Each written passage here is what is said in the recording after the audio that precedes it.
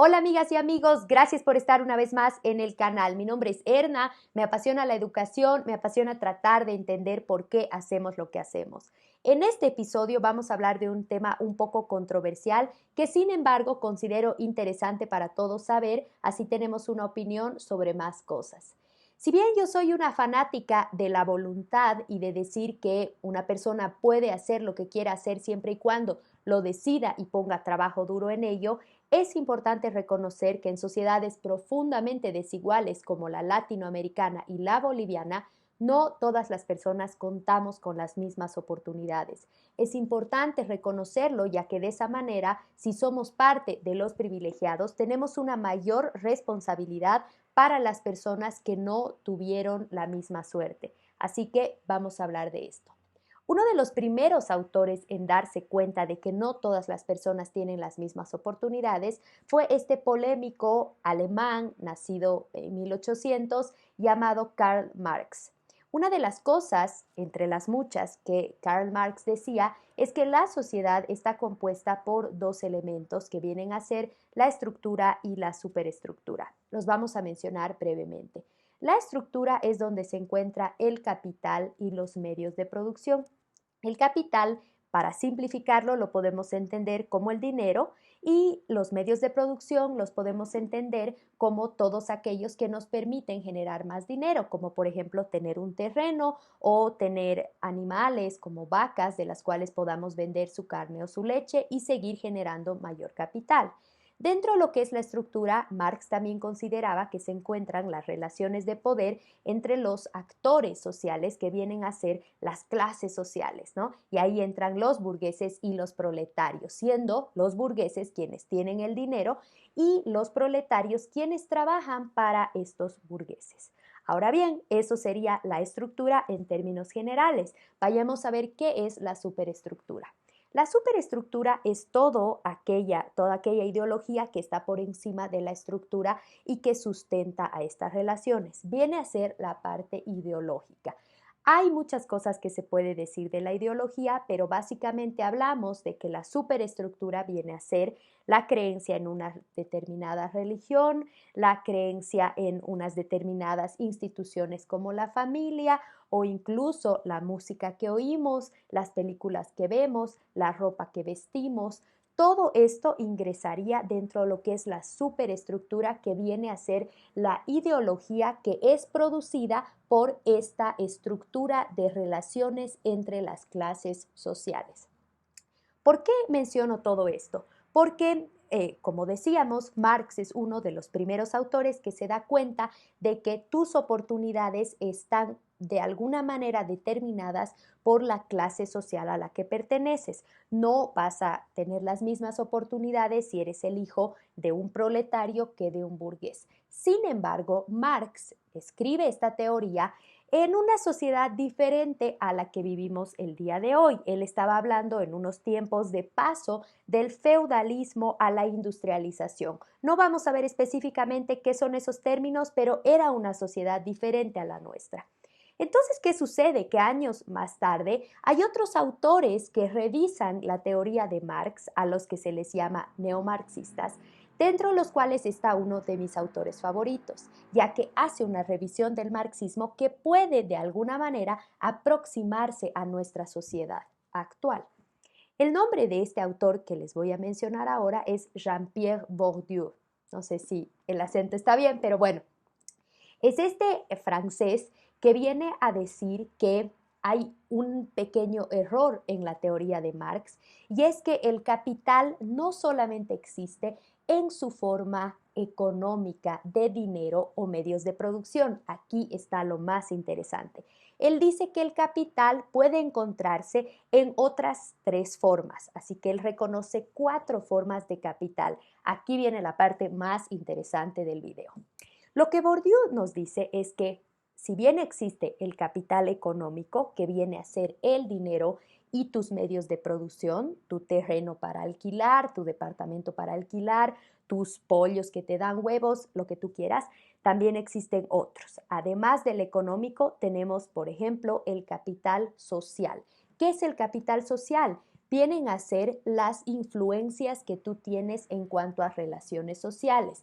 Los amigos de tus padres, los amigos tuyos, de cierta manera el apellido que tú tienes que va a determinar un cierto estatus en tu sociedad.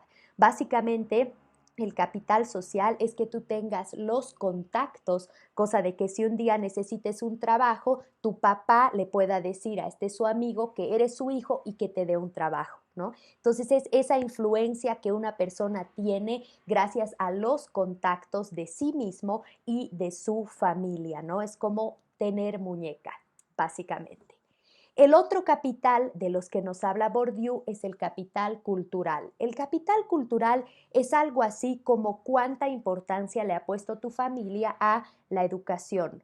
Viene a ser los libros que tú lees, la música que tú escuchas, que son cosas que en muchos casos son hereditarias. Si tu familia no le dio mucha importancia a la educación porque es algo que no estaba dentro de su horizonte de clase, porque tal vez era una clase más trabajadora, es probable que tú heredes ese hábito de no darle tanta importancia a la educación.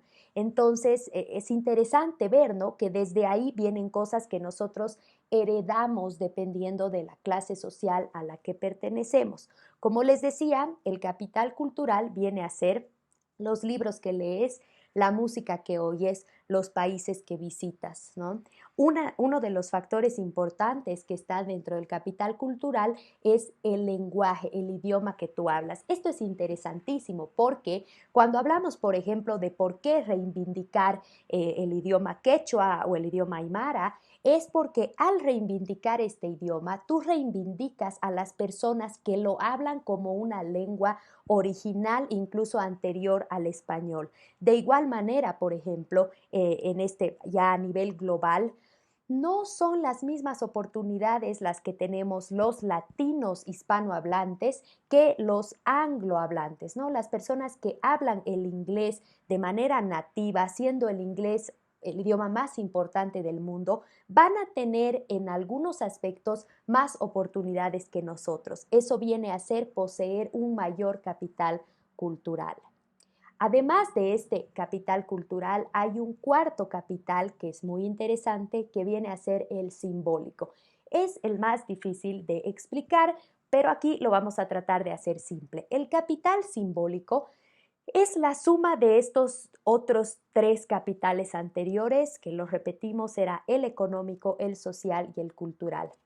El capital simbólico viene a relacionarse con los créditos sociales que tú tienes, es decir, con la credibilidad de tu entorno. Si las personas creen que tú posees estos capitales, los tres anteriores, ellos de alguna manera te van a decir que tú sí tienes ese valor social. El capital simbólico, como su nombre lo dice, es algo más abstracto que tiene que ver con poseer los otros cuatro capitales. Es por eso que decimos que un solo capital no te alcanza. Muchas veces han debido ustedes ver o escuchar que podemos juzgar, él tiene plata, pero no tiene cultura, ¿no?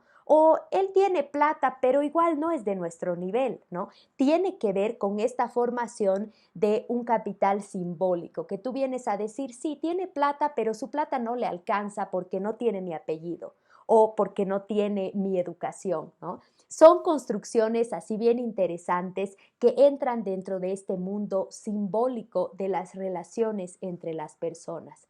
Ahora, bueno, yo quería contarles sobre esos conceptos que los he encontrado en este libro que se llama Poder, Derecho y Clases Sociales, que es de Bourdieu, y se los quería contar primero porque este es uno de mis autores favoritos y segundo porque creo que nos puede hacer reflexionar en el sentido de que, por ejemplo, cuando pensamos en un niño o en un joven que viene de una comunidad indígena alejada a la ciudad, ¿ustedes creen que este joven cuenta con estos capitales? ¿Ustedes creen que este joven tiene el capital social para que su papá le pueda ayudar a conseguir un trabajo en la ciudad? Se los dejo como pregunta. Ahora, una persona que, ¿no?, tal vez habla un idioma originario creen que tiene las mismas chances de sacar buenas calificaciones en una universidad católica, en una UPB, ¿no? Entonces son, digamos, ideas que nos hacen abrir la mente a darnos cuenta de que todavía vivimos en una sociedad desigual, ¿no? Que si bien no es para culparnos ni victimizarnos, es simplemente un reconocimiento que nos puede hacer dar cuenta que quienes tenemos privilegios somos responsables de colaborar a quienes no tengan los mismos privilegios. Así que espero sus comentarios, espero que este video les haya parecido interesante. Para cualquier cosa me encanta charlar, así que quisiera escucharlos. Les agradezco mucho por estar en este canal y nos vemos la siguiente semana.